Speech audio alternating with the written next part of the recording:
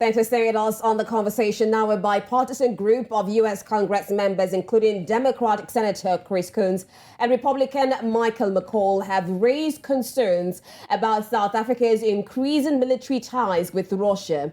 They have requested Secretary of State Antony Blinken to relocate the annual Africa Growth and Opportunities Act AGOA Forum from South Africa due to fears that the country's relationship with Russia could jeopardize its AGOA status, which grants duty-free access to a significant portion of its exports to the United States.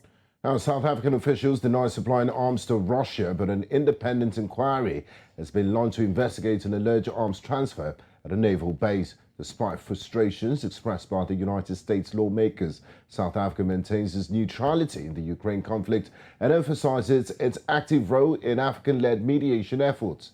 In response to the congressional letter, the South African Department of International Relations and Cooperation, DIRCO, notes that there is no decision from the U.S. State Department or the White House to relocate the AGOA Forum. Now, join us this evening for this important discussion. We have Alia Vaez, an international relations analyst, joining us from London in the United Kingdom. And we also have Leonard Mbule Nzige, political economist, joining us from Cape Town, South Africa. A warm welcome to you both, and thanks for joining us on the conversation. Thank you very much for having us. Now, I'd like to start with you, Alia. The annual Africa Growth and Opportunities Act Forum, AGOA, is an important platform for the promotion of trade and economic cooperation between the United States and African nations. Can you kindly discuss the specific reasons why these U.S. lawmakers are calling for the forum to be moved from South Africa this year? Well, specifically, I think these U.S. lawmakers are drawing attention to the fact that South Africa has recently come under spotlight for, alleged arms transfer between South Africa and Russia, as well as the fact that, the annual BRICS summit is coming up in August, and naturally, as a member of BRICS and as per summit kind of etiquette, Russian President Vladimir Putin has been invited to attend the summit. So I think naturally, with with the West, the US and Western Europe bolstering efforts to support Ukraine, whether it's military assistance or diplomatic kind of support for Ukraine, any kind of interaction with Russia by any country worldwide that has not kind of outright declared that they're against Russia in any kind of form.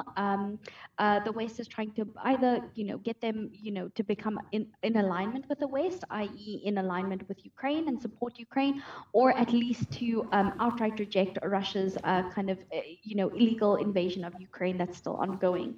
And I think because South Africa has very blatantly and publicly taken a position of non-alignment, similarly to other countries who have either taken a position of non-alignment or a position of neutrality, whether it's India, Brazil, Indonesia, and Saudi Arabia. The West is honing in on these countries, especially where they have sort of leverage, such as the AGOA agreement, which we know, yes, although South Africa has a very active and one of the leading economies in Africa, and especially in the SADC or Southern African region, it's still, AGOA is still, economically beneficial. So I think this is the U.S., very diplomatically, although, very assertively making a point of we have leverage over you to kind of convince you to take our position against Russia.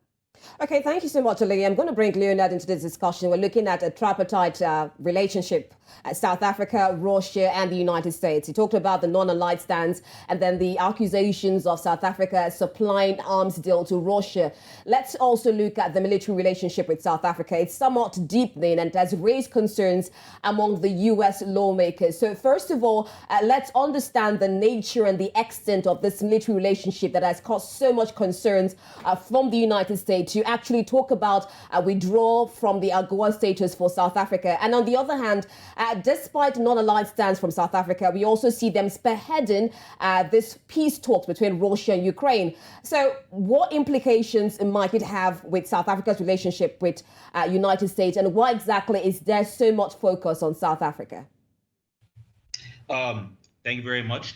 As Alia greatly pointed out, the consternation for the United States stems from the fact that although South Africa's official government position is that of being non-aligned and neutral with respect to the ongoing conflict between Russia and Ukraine, there have been certain actions taken by the South African government which suggest otherwise, and within the context of military cooperation. In February, the South Africa, as well as the Russian and the Chinese militaries, held naval exercises in KwaZulu-Natal province, Operation, I think it was Operation Mostly. Yes, that was the name, Operation Mostly, and that derived a lot of criticism from the U.S. authorities.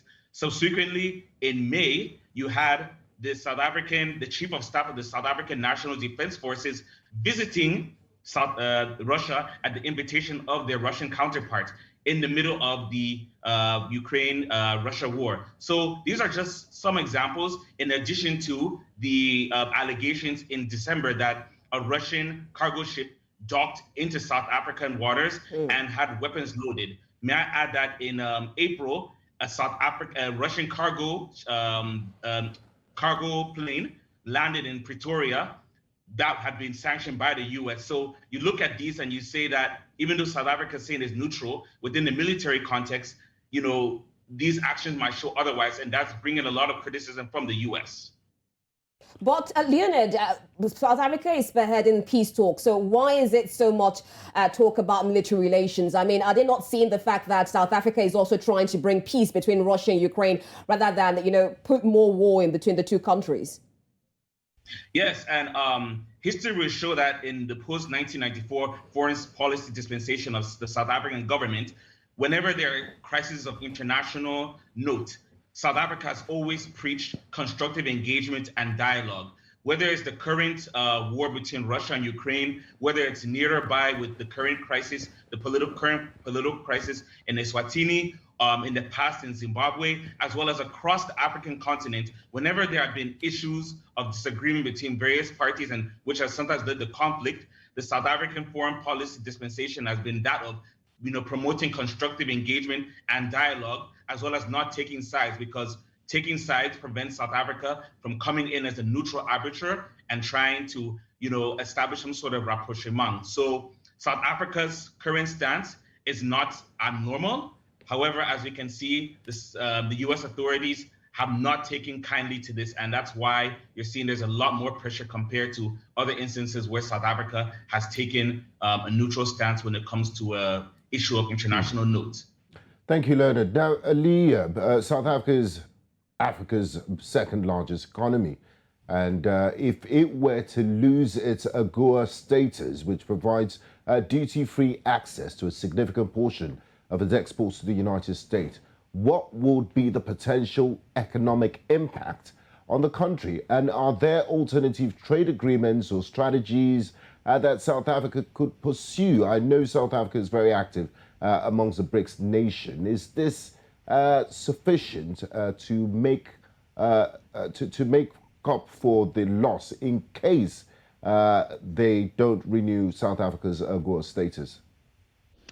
I will answer your question in two parts. So firstly, in terms of the ramifications of losing AGOA kind of status or the preferential trade treatment that we were talking about, I think, to be honest, AGOA, the way that South Africa joined AGOA or signed onto the agreement was, I think, a rather a measure of good faith, as opposed to South Africa was in a position of need where we needed these preferential trade agreements. Of course, they definitely bolster South Africa's trade. The US is, of course, the second largest trading partner of South Africa, but I don't think the economy is going to, for example, tank in the case of losing membership to the AGOA agreement. I do think it's got the potential to definitely negatively affect South Africa's economy, especially in light of, for example, load shedding and the current, the risk of South Africa's currency kind of losing status as we've seen in the past in recent weeks. However, and as well as the regional impact of South Africa's economy in the SADC region or the Sub-Saharan African region. However, I will say that South Africa is spearheading initiatives like the African Continental Free Trade Agreement on the BRICS agenda in August. South Africa has preferential trade agreements with a number of different countries, as well as is constantly working to create preferential trade agreements, or at least conditions with which to trade with other African countries as well as international partners.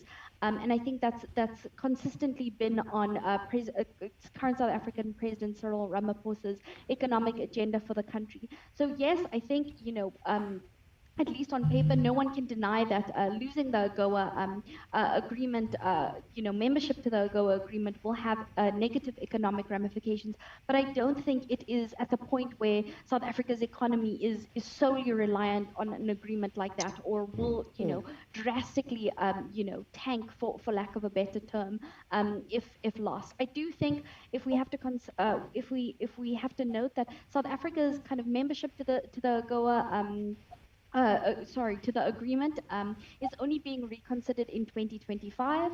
It's 2023. We have to be realistic about timelines. I don't think this issue is big enough at the current state, of course, to be remembered when this agreement will be reconsidered in 2025. Because I think one thing that I have to emphasize is that it is U.S. lawmakers. This is not the position of the U.S. government. By no means. Both the U.S. government as well as the South African government have consistently reiterated the fact that the countries have close economic and political ties, despite the various instances, as Leonard has rightly mentioned, between South Africa and Russia. And I think with if we have to look at the jump back to the kind of foreign policy aspect of this whole thing, is that South Africa's foreign minister Naledi Pandor has been very assertive of the fact that it is not South Africa being against the Western Front that are supporting Ukraine in their efforts to stand against the illegal invasion of their territory. It's them taking a more pro-diplomatic stance, where they're happy to facilitate dialogue, to champion human rights, to champion creating a safe space for conflict to end, as opposed to taking sides or strongholding a kind of a separation of the international landscape into a bipolar for or against narrative. And I think that's really important to emphasize, given that that's an official stance that has been promoted by both the U.S. government and South Africa, that it is not, or rather, sorry, not the U.S. government, the South African government instead. Definitely a lot of factors to take into consideration, Aliyah. Leonard, aside AGOA, which United States is a strong ally of, what other aspects define trade relationship between South Africa and United States of America? And how do you see future diplomatic relations between the United States and South Africa? Well, I just want to note that Aliyah is my very good friend from the University of Cape Town Department of Politics, and we've talked about this, but for one of the first times, I'm going to have to disagree with her with respect to the potential consequences because of South Africa potentially being withdrawn from AGOA. Last year, South Africa had generated 60 billion in export revenue as being a beneficiary of AGOA. And even though South Africa's positionality within the AGOA framework is much different compared to other African countries, because South Africa exports a lot of industrial goods, it will have a knockoff effect in particular sectors, particularly the automobile sector and agriculture. I mean, if you're in the US and you're driving a Mercedes-Benz, the likelihood is that it was assembled in the East London plant in the Eastern Cape. That's just a mini example. But then, as you were saying, I think that this is just a warning shot by the US, because as you can see, it's been a bipartisan proposal for some sort of action to be taken with respect to South Africa's current stance on the Russia-Ukraine conflict. There's another bilateral trade agreement, the South African trade framework, I just forget the name now, that they have with the US, which is also in place and which could also be in for review. The only issue I have is that, as Aliyah said, it won't lead, if a potential withdraw South Africa from AGOA wouldn't lead to a tanking of the economy, but could have ripple effects in terms of, the currency being devalued or losing value on the international stage. Also, it could create a ripple effect in the sense that if the Americans decide to withdraw South Africa from the AGOA framework, other entities, for example, in the European Union, United Kingdom, allies of the West, they could also take similar action. And while South Africa's economic diplomacy and economic engagements are very robust on the global stage, be it with the BRICS countries, be it from amongst other African countries, like I said, the sheer amount of export revenue, the jobs which are created in sectors such as automobile and the agricultural industry, they are too much. They have a lot of impact such that I don't think that the South African government will tread on this thin ice for so long to avoid having a situation whereby the AGOA framework, South Africa is no longer eligible for the opportunities that arise from being part of the AGOA framework. Thank you, Leonard. Aliyah, it seems South Africa is finding itself in the middle of a very interesting and difficult geopolitical balancing act. A few weeks ago, I had the pleasure of speaking with Dr. Naledi Pandor, South Africa's foreign minister, and she did tell me emphatically that, South Africa remains neutral in this conflict between Russia and Ukraine. In the wake of the conflict, the United Nations General Assembly, there was a vote, and so many African countries chose to remain neutral. The United States ambassador to the United Nations, Linda Thomas-Greenfield, did say that, it's kind of black and white issue with this Russia-Ukraine, that if you're neutral, if you're standing on the fence, it shows you're leaning more towards Russia. Having this at the back as a background, is she trying to suggest that, African countries don't have the agency to decide where they want to stand on conflicts like this? And what are the implications for diplomatic relations between African countries, South Africa in particular, and the United States moving forward? Sure, I think this is a very, very timely question, not only for African countries, but other countries that have chosen the stance of neutrality or non-alignment. And I must say, emphatically disagree. Neutrality does not mean you're swaying towards one side or the other, and especially in this case, towards the side of Russia. I think, Naledi Pandor has reiterated alongside other African officials that this is not an African conflict. This is not a place where this is not, she's emphasized over and over again that yes, South Africa, particularly and other African nations, have felt the consequences of this conflict, whether it is Ukraine's grain supply, Russia's energy supply, and etc., as well as the economic ramifications globally, the ripple effect on inflation. However, this is not, I think. This is not an instance where African countries need to strategically align themselves with one or the other. I think certain African countries have, for reasons that whether they align with that country's foreign policy or whether they align with that country's bilateral or multilateral relationships with the West or with Russia and its allies. I think in this instance, South Africa, along with several other countries, have very strategically chosen to position themselves as mediators or champions of things, as I mentioned, such as human rights, of conflict resolution, of peace, of justice, of upholding those types of principles that kind of form the bedrock for the international landscape.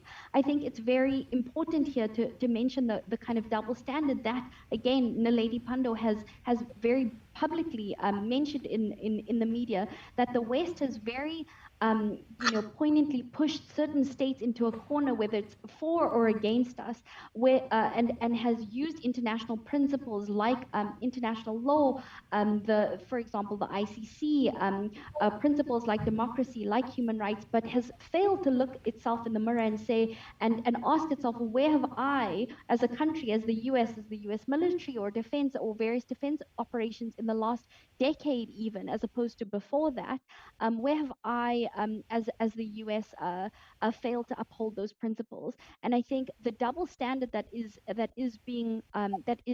standing for those principles in certain instances where it suits your narrative or it suits your country's foreign policy and not in others is particularly poignant when we consider African agency.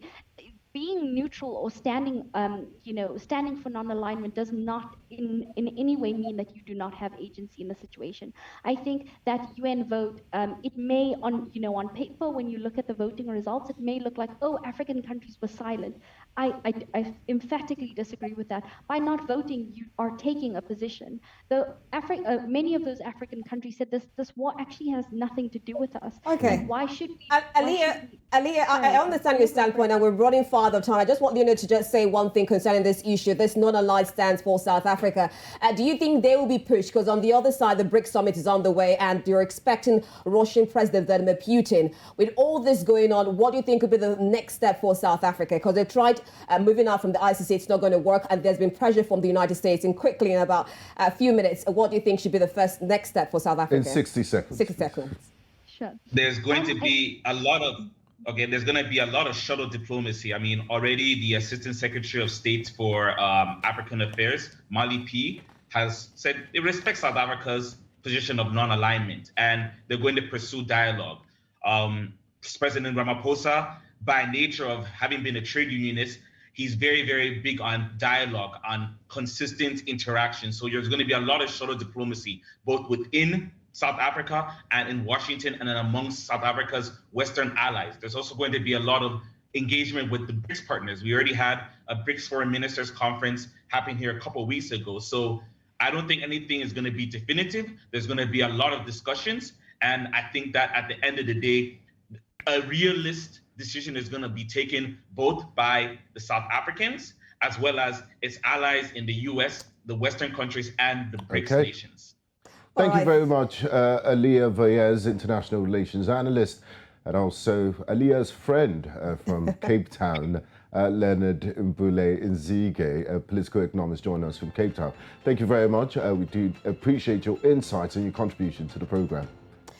And that's all we can take. Thank you. That's all we can take on today's edition of The Conversation. Do join us again on Friday for another edition of The Conversation. I am Rita Omodia. And I'm Benga Borough. Bye.